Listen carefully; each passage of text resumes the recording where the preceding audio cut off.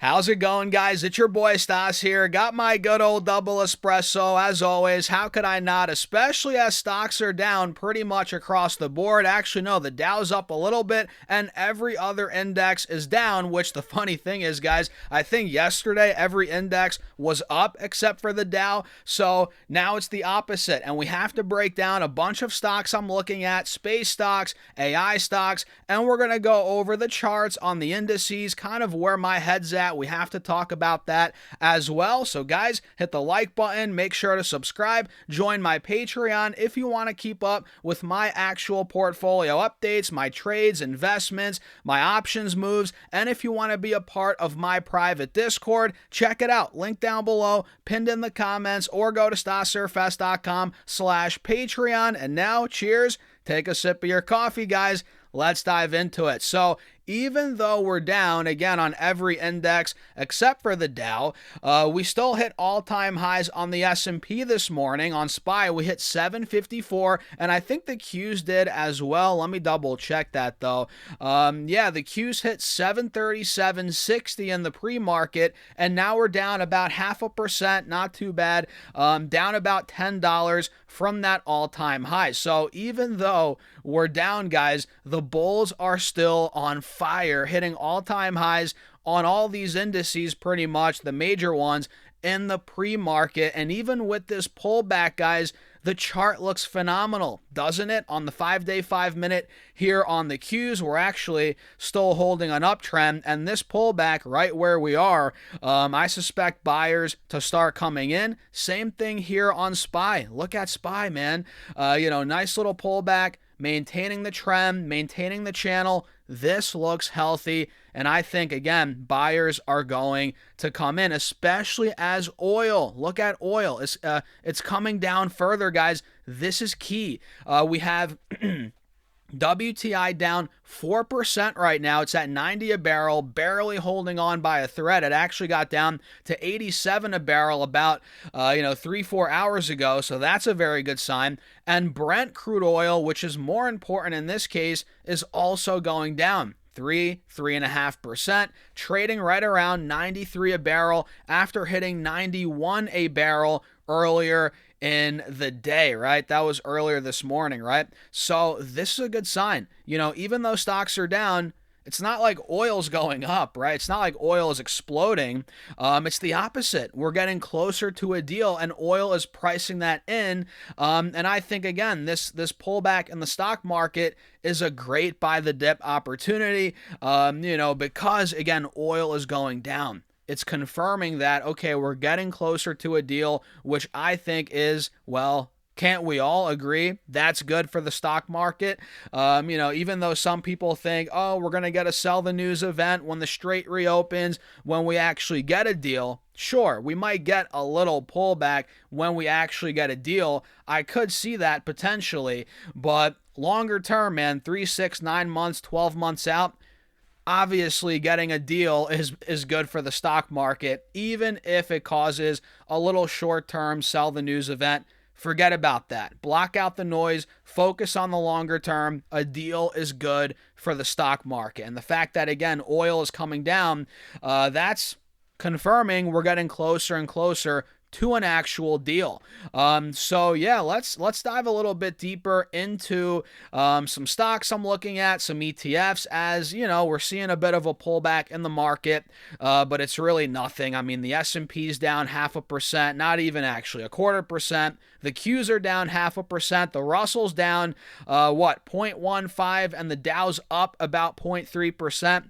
Not a bad day at all, guys. Not a bad day at all. So obviously the space stocks have been going nuts with SpaceX's IPO coming up. There's so much freaking money flooding into these space stocks. We're talking ETFs, stocks, you name it. So let's dive into some of these. We talked about the NASA ETF. Well, not the NASA ETF, but the ticker is NASA. It's the TEMA Space Innovators ETF. This one hit $46 in the overnight market. It looks like it got pretty overbought. And now we're getting a slight pullback, which I talked about in my Discord yesterday. I think we're not going to get a substantial pullback in any of these space stocks or ETFs. I don't think we're going to get a big pullback until after the SpaceX IPO, until after the hype starts to come down. And sure, I could be wrong. Who knows, right? Do your own research, trade at your own risk. But I think any little mini pullback on these ETFs or stocks, they're buying opportunities if you want to, ride the momentum, if you want to be in the space trade, which right now it's arguably, alongside with memory, the hottest trade in the market, So NASA is seeing that little pullback here, even though it's down, or up rather, 0.75%. It's still down about $4-ish from that high, about 8%. So this very well could be that little pullback that gets bought up, and we end up going over $50 a share. It could happen. So NASA is an ETF that I'm watching. I'm super close to adding into, right? UFO is another one. Ticker UFO, and these tickers are pretty funny, guys. This one's even more overbought, I would say. So tread carefully here, guys. Who knows? It might come down a little bit more. But UFO, the Procure Space ETF, it's up 2% on the day, but it's down from the $69 high we hit in the pre-market. Now it's down to $66.75, and it got down all the way to $64.50 at open, which was a drop of around 6-7%. Pretty big, decent drop from that pre-market high. So that's all it might see before it goes higher. Again, the momentum, the demand is through the roof on these names, and people want all these stocks, right? There's so much hype. So I think UFO, even though it's more overbought than NASA, I think both of these could continue to run again into the SpaceX IPO, even after the SpaceX IPO. But keep in mind, we're going to get a period of time where hype does die down. We do get substantial profit taking, but I just don't think we're there quite yet. And again, this is one of the hottest trades, if not the hottest trades on Wall Street, in the stock market right now. So some of these space stocks individually, look at these. We called out AST Space Mobile, ticker ASTS. We called this out at $75-$80, maybe lower than that. This thing completely ripped. Now we're at 127, trading up 6.5% on the day. So this one, honestly, man, I'm not buying it here. I feel like FOMOing in here wouldn't make sense, considering how overbought it is. But again, these pullbacks might not be substantial. We might get a 2, 3, 4, 5% pullback, and it might keep on going up after that. So keep that in mind. If you're gonna wait on the sidelines, you might miss the entire move. And now ASTS is literally right at the highs from back in January, and I have a feeling we're going to blow right through these highs pretty soon here. So ASTS up another 7% today. Insane. RDW, another one. Let me pull it up here, guys. Going absolutely freaking bananas. Another one that we called out. You guys can see the previous analysis here. We had the cup and handle play out. This stock in the last couple of days it pretty much doubled, guys. It went from $14.15 to $28 a share. Then it pulled back to about, let's see, $22 this morning, and now it's continuing to go. This honestly could be the dip that we want to see before RDW continues to go up. And out of all these individual stocks, I think RDW is one of the most attractive ones. I don't want to say for sure the most attractive ones. Do your own research, of course, but it spent months of pretty much trading sideways, and now it's seeing that blow off top rally. I think any major dip here is an opportunity in RDW, so keep that in mind. And it's still up 9% even with this pullback, which is wild, right? And you can see over the last couple of years, we have seen this stock come to 20, 25, 26 a share a couple of times, and it's failed, so keep that in mind. But I think this time could be different. Keyword is could. Some other names in the space. Let's see here, guys. Then we have two earnings reports to dive into really quickly at the end of the video. So make sure you guys stick on throughout. We have Intuitive Machines. This one looks great, up another 15% today. This one hit $45 yesterday, saw a bit of a drawdown to about $35 earlier today. Now it's back to $40. So Lunar, LUNR is the ticker again. Intuitive Machines. Beautiful chart, beautiful uptrend, nice little pullback here, which I think, again, could be opening up an opportunity into this SpaceX IPO. Rocket Lab, RKLB, which is the most popular one, no doubt, other than SpaceX, which obviously has yet to go public. And yeah, you could trade SpaceX through other avenues, other ETFs that own, little stakes in it, or Tesla has a stake, this stock, this company, whatever. But Rocket Lab, out of all the space stocks, public, private, this one is one of the hottest. It was literally a $5 stock like a year and a half ago. No joke, 2 years ago, year and a half ago, and now it's at $150. And, I'm not chasing this one. I got to be honest. I think it is a little overbought here, but it's one that you can't ignore. You can't ignore it. Same with Planet Labs. I mean, this stock's gone berserk, right? It's up to $50 after being at $6 literally like 9 months ago. So it's up hundreds of percent, but you can't ignore it. Every pullback, you got to watch it on PL. Earnings are coming up as well here on the 4th of June. That's about, a week and a half away. Get ready, guys. Get ready for all these stocks, man. And please trade at your own risk. It's not a guarantee that you're going to make money on these space stocks. If you're buying long term here, there's a chance you're buying at an overpriced, valuation. That's the reality. There's a lot of hype, a lot of greed, arguably, in these stocks. So keep that in mind. I'm looking at these mostly as trades, right? Let me make that clear. I should have said that earlier.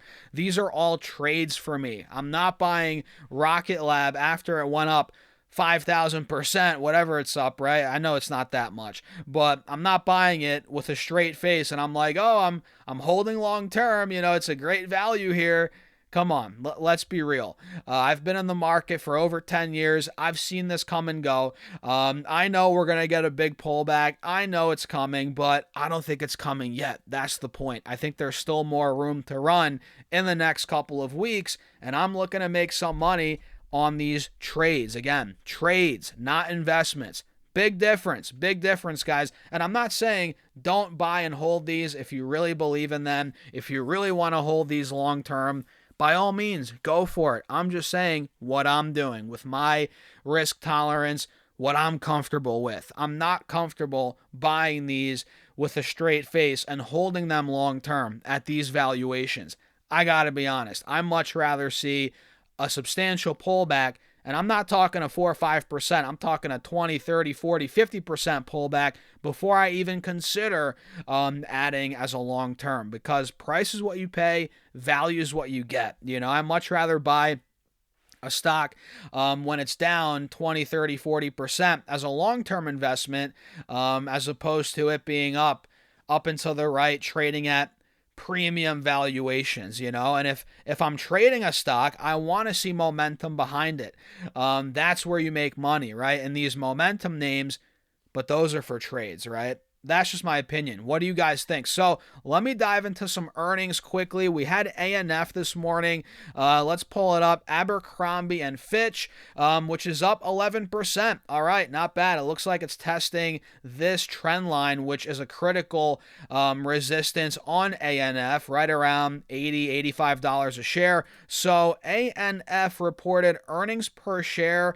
Let's see here, guys. Adjusted of $1.47 versus $1.27 expected on revenue of $1.11 billion. That missed the $1.12 billion expected. So they beat EPS. They missed on revenue. Not the end of the world, honestly. Let's see. They backed their full year view of EPS $10.20 to $11, and they see Q2 EPS of $1.80 to $2 a share. and they still see full year stock buybacks of around $450 million. And they affirm their guidance for EPS. Looks like sales as well, full year sales of 5.42 to 5.52 billion versus 5.46 billion. Not bad for ANF, but still, it's not breaking out yet. I need to see it take out this trend line, the 180 moving average. And at that point, I think we can say with confidence we're going a good chunk higher on ANF. I mean, it's been a long time coming. The stock had a ridiculous run back earlier in this year, end of last year into early this year. I think we're due for another move like that. I'm just waiting for the break. So I'm going to set my alert at $90 a share. Mark is at or above. And last but not least here, guys, we've talked about like 10 stocks today. I hope you guys are finding value. Hit that like button. Make sure to subscribe if you haven't done so already. 50% of you watch the content on YouTube and you're not subscribing. Hit that subscribe button. Hit that follow button on Facebook, guys. I appreciate you all. So Dick's Sporting Goods, DKS, is down 5% after earnings, and the chart actually looks pretty decent. We just hit highs a couple of days ago, or was that earlier today? Yeah, 237 we hit, just barely breaking out of the highs from the last couple of months. And DKS here is pretty much flat over the last 2 years, roughly 2.5 years. But at the same time, you're noticing kind of an ascending triangle forming. You guys see it here. We have the higher lows being made into this 230, 240, 250 resistance. So I think ultimately when DKS breaks out of here, if, it's not guaranteed, but when or if, this could see a lot more upside based on the setup on this 3-year chart. So they actually missed EPS $2.90 versus $2.93, adjusted, by the way, on sales of 5.16 to versus, let's see, 5.16 billion versus 4.97 billion. So they beat on sales, missed EPS. Looks like here they expect full year adjusted EPS to range between 1350 to 1450 versus 1430 expected. So a bit lower on that lower end of the guidance range versus the estimate.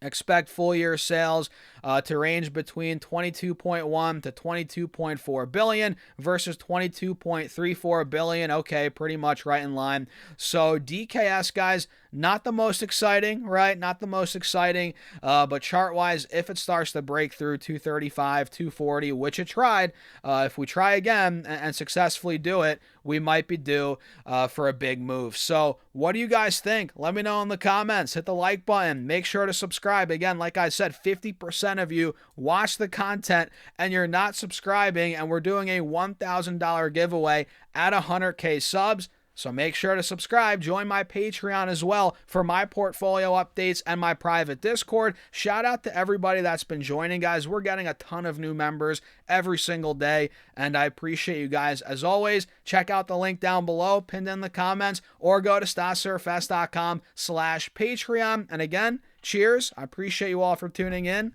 I'll see you later.